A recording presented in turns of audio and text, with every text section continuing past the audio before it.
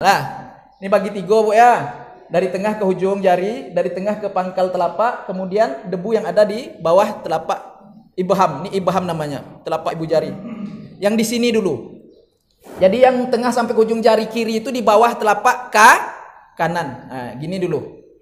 Nah, ini untuk di sini, untuk di bawah sini. Ya, ini untuk di bawah sini. Nah, begini. Nah, kemudian yang ini tadi untuk di atas ini. Nah, kemudian yang di bawah jari jempol tadi.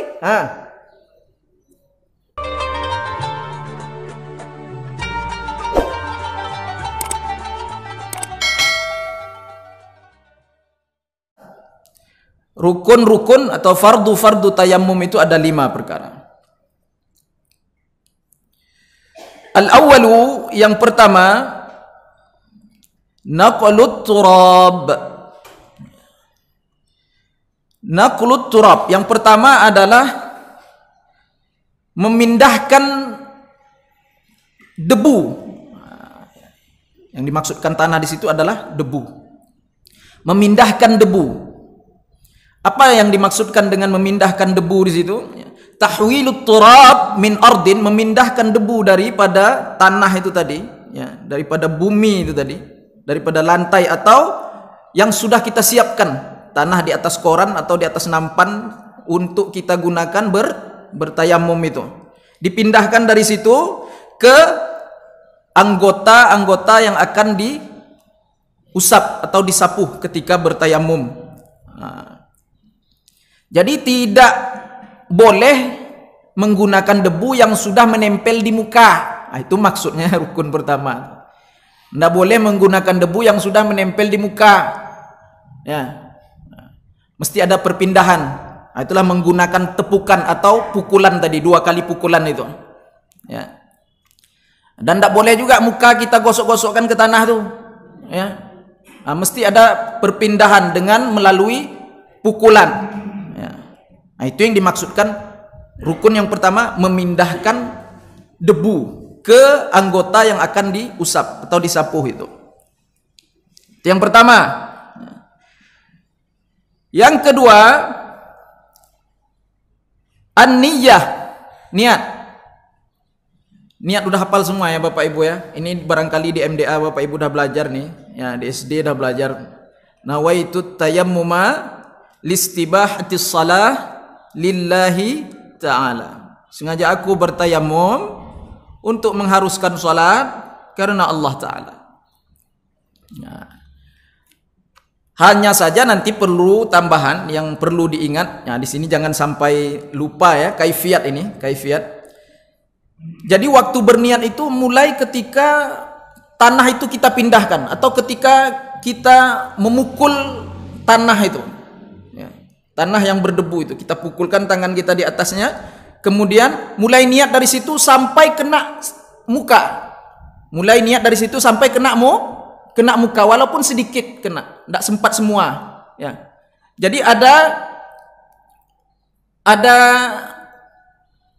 kait, itu bahasanya seperti itu. Ada kait antara di waktu kita memindahkan debu ketika memukul itu ke muka, terus senantiasa berniat.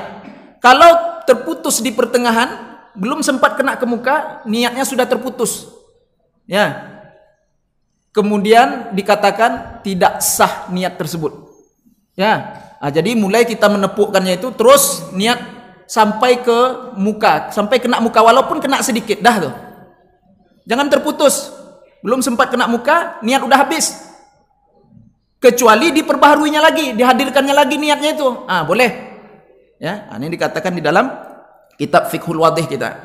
Ini dikatakan wala budda min qarnin niyah. Silakan dicatat wala budda min qarnin niyati. Maka mestilah, ya, tak dapat tidak membarengkan. Itu bahasanya seperti itulah, ya. Membarengkan niat itu, ya.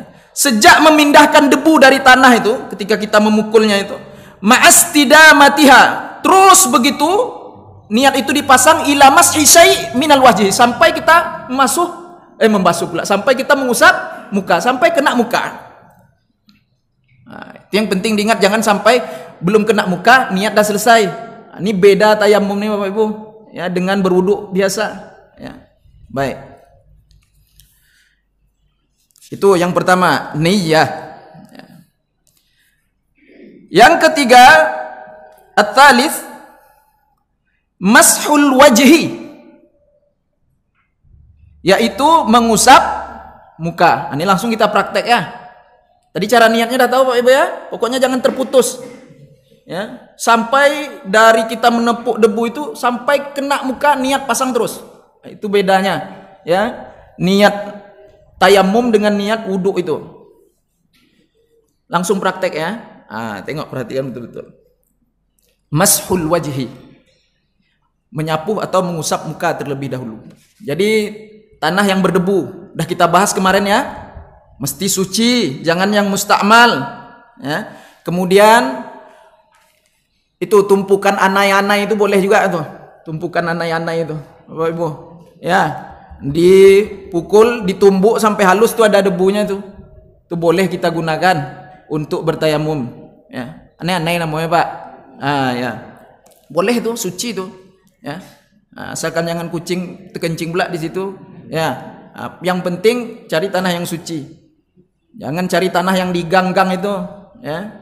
Di tanah yang lokasinya sekiranya aman, sekira-kiranya jarang ditempuh oleh kucing segala macam inilah ya, binatang-binatang yang lain itu. Dah, tepukkan, siapkan di atas koran boleh, di atas nampan boleh ya, di atas piring boleh ya, siapkan di situ. Jadi tanah yang berdebu di dalam nampan di atas koran itu boleh digunakan berkali-kali, tidak apa-apa, asalkan jangan yang mustakmal itu masuk ke dalamnya. Yang kita usapkan ke muka tadi itu ya, jatuh lagi debunya masuk ke situ, itu tidak boleh dipakai lagi. Makanya udah ditepuk itu agak jarakkan sedikit ya. Baik, kita langsung praktekkan. Renggang tangan sedikit, renggang tangan sedikit. Yang rapat-rapat gini nokoknya ya, renggang sedikit tangan. Dah, kemudian diketuk kayak gini, pukulkan, embus, tambah lagi boleh juga. Nah, baru usap ke muka. Waktu mengangkatkannya ke muka tuh niatkan terus tuh, sampai kena ke muka, niatkan terus. Itu yang saya bilang tadi tuh ya. Dari atas ini Bu, dari atas ini usap ke bawah begini. Jadi dari sini mulainya, tapak bagian bawah di sini. Dah, itulah selesai muka tuh. Sekali aja buat 3 kali pula. Ya. Ya di luar nampan itulah. Ndaklah kalau itu ndak apa, dia kan belum kena muka. Kalau yang itu di atas nampan, di atas koran, di atas piring debu tadi itu ndak apa-apa karena kan belum dipakai. Kita pukul di atas itu ndak apa-apa. Yang mesti serak pula nanti kita bawa sana sini toko ya. Ndak, yang mustakmal itu yang bekas dari muka tadi. Itu. Ya, kalau yang kita tokokkan jatuh itu ndak mustakmal itu, Dok. Saya ulang lagi ya. Ini penting nih Pak. Kadang-kadang kita butuh nih, tak tersesat di mana hutan tidak ada air kan, tayamum. Ya, tokokkan, pukulkan, atau diembus gini ya. Pukul embus juga boleh gak? Ya sampai habis pula debu tuh. Kemudian usap dari atas ini ya. Dari atas ini jatuh kan. Lah selesai. Batas muka itulah yang sudah kita ketahui, yang sudah kita pelajari, sudah kita maklumi ketika berwuduk kemarin. Itulah batas muka itu muka. Nah, kemudian tangan. Naikkan dulu nih lengan tangannya. Kalau lengan tangan panjang, ya, lengan baju panjang, naikkan dulu. Jam, mau jam murah, jam mahal, tanggalkan. Ya, jam, cincin, tanggalkan. Nah, kemudian ambil lagi, tepukkan lagi. Renggang sikit tangan begini. Kemudian ditokokkan, diembus. Kemudian nantinya debu yang menempel di telapak tangan itu dibagi 3 ya Bu ya, perhatikan betul-betul, dibagi 3. Debu yang sudah menempel di telapak tangan itu dibagi 3. Yang satu dari tengah sampai ke ujung jari, kemudian dari tengah sampai ke pangkal telapak di sini, kemudian yang ada di ibu jari. Berapa bagian itu? 3. Jangan lupa, yang satu dari tengah ke ujung di sini, kemudian dari tengah ke pangkal telapak sini, kemudian debu yang ada di bawah ibu jari. Telapak ibu jari ini, telapak ibu jari ini. Tuh 3. Jadi yang ujung ini kita gunakan dulu, dari tengah ke ujung ini kita gunakan taruh di bawah sini. Dah. Nih, yang jempol jangan kena siwal ibham. Jempol jangan kena dulu, tahan jempol gini kan. Tuh, tengok. Dah. Ini kan tak kena nih yang sebelah sini. Nampak, Bu? Nampak enggak yang belakang sana? Saya enggak senang kalau enggak ada yang nampak ya. Nah. Ini bagi 3, Bu ya. Dari tengah ke ujung jari, dari tengah ke pangkal telapak, kemudian debu yang ada di bawah telapak ibham. Ini ibham namanya, telapak ibu jari. Yang di sini dulu. Jadi yang tengah sampai ke ujung jari kiri itu di bawah telapak kanan. Gini dulu. Ini untuk di sini, untuk di bawah sini. Ya, ini untuk di bawah sini. Nah, begini. Kemudian yang ini tadi untuk di atas ini. Kemudian yang di bawah jari jempol tadi. Bisa kira-kira, Bu? Dipraktekkan? Iya. Apa, Bu? Iya, ini ulang kiri ada lagi. Kiri belum lagi. Kiri belum lagi. Saya ulang lagi yang kanan ya. Saya ulang lagi yang kanan biar jelas. Enggak apa dong. Ya. Bagi 3, dari tengah ke ujung, dari tengah ke pangkal telapak, kemudian sisa yang di bawah ibu jari. Di sini dulu mulai nih, yang di ujung sini. Nah, ini angkat begini. Dah. Ini untuk di bawah sini. Dah. Terus yang dari tengah ke pangkal telapak di sini. Langsung tutup begini. Ya. Kemudian nih fungsinya yang di bawah ibu jari tadi. Nah, selesai. Kiri pun sama. Dah, Bu. Ini untuk sini nih.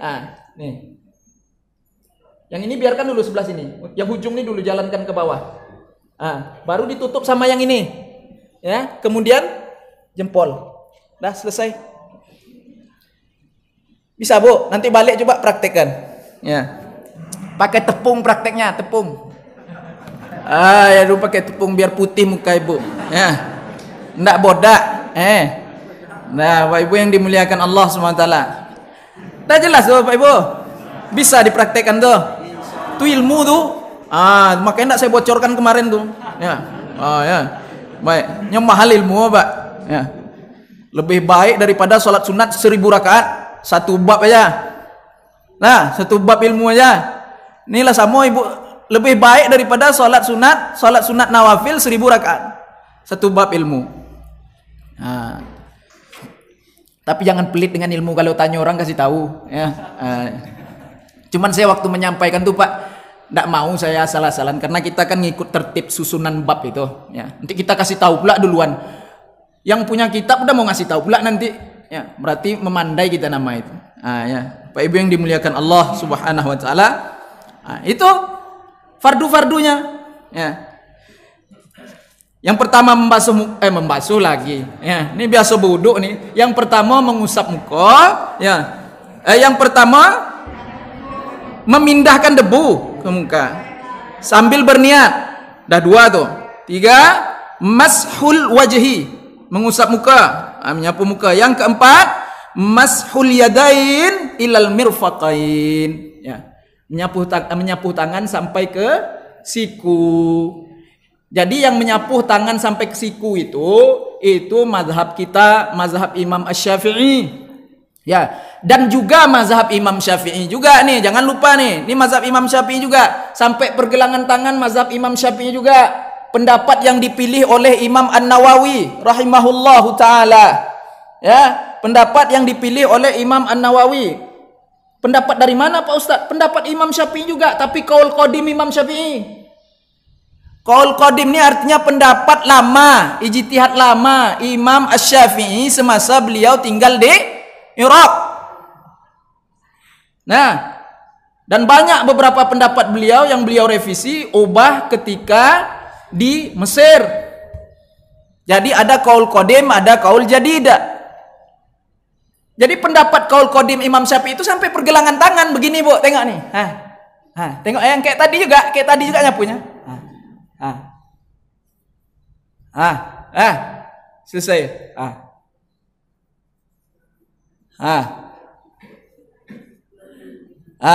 Sampai pergelangan tangan aja. Ya, ini qaul qadim Imam Asy-Syafi'i. dan dipilih pendapat ini oleh Imam An-Nawawi rahimahullahu taala. Jadi dua-duanya itu tetap mazhab Imam Asy-Syafi'i. Kalau sekiranya ini banyak pula impusnya lagi di sini ya, kabel-kabelnya. Sini kena cucuk juga, sini cucuk juga. Pakailah itu qaul qadim. Dan pendapat itu dipilih oleh Imam An-Nawawi rahimahullah. Berarti masih di dalam Syafi'i itu. Kalau saya pakai pendapat lain berarti Malik. Mazhab Maliki sampai pergelangan tangan dia. Ya. Tayamumnya sampai pergelangan tangan, enggak sampai ke siku dong. Dah. Jadi yang mana yang bagus Pak Ustaz? Tengok keperluan lah. Ya, tengok keperluan. Ya, kita sakit kok sebenarnya kan enggak mau yang merepotkan Pak, enggak mau yang menyusah-nyusahkan. Ya, kalau ada pula impusnya lagi di sini apa segala macam. Ya, tayamumnya pergelangan tangan aja lah. Kalau sekiranya memungkinkan udah sampai ke siku. Tapi di kitab ini siku enggak ada dibahasnya sampai ke pergelangan tangan karena itu qaul qadim. Ya. Atau kalau kita bicara mazhab lain, mazhab Maliki yang sampai pergelangan tangan tuh. Nah, Bapak Ibu yang dimuliakan Allah. Dah Bu, selesai Bu ya? Selesai. Ini dikatakan nih di dalam kitab ini waqtarahun Nawawiyyu, dan dipilih pendapat itu oleh Imam An-Nawawi, yaitu pendapat qadim tuh. Yang qaul qadim tuh boleh dua-dua tuh. Jangan loncat langsung ke mazhab lain. Mazhab kita adanya yang sampai pergelangan tangan tuh. Buru-buru ke mazhab lain. Ya, baik. Dah berapa tadi itu Bu? Rukun yang keberapa tadi itu? 4. Kemudian yang kelima lagi apa 5? At-tartib. Tartib. Tartib bainal mashataini, di antara dua sapuan itu. Antara sapuan muka dan tangan itu mesti tartib. Ya, jangan tangan dulu disapu baru muka, enggak sah.